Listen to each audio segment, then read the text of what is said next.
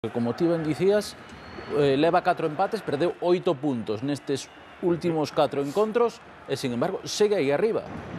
Vemos aí esa imaxe curiosa na que o Celta semellaba cabalgar aí. Saiu desbocado. Saiu desbocado. De feito, esta primeira oportunidade de Quique de Lucas, logo Quique de Lucas que lle pon esta pelota na cabeza a David Rodríguez, que nin el mesmo sabe como a botou fora.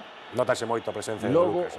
houbo dúas mans claras na área do Betis, unha de Irinei e outra de Nacho.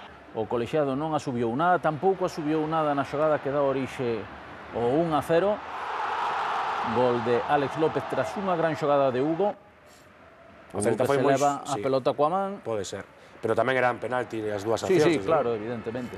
Un Celta que foi moi superior na primeira parte, pero na segunda cambiou totalmente. Estes dous trocos de Israel e de Jacobo, pois cambiaron a faciana totalmente do Betis, que se veu arriba, lograba a igualada. Mira que pase de Salva Sevilla para Rubén Castro. O amigo de Lotina.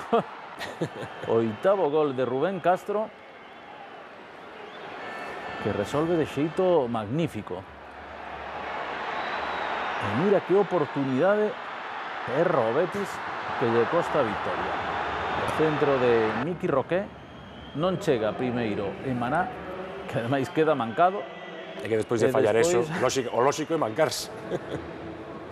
Pois a bendición papal para o Celta que daba por bo ese empate.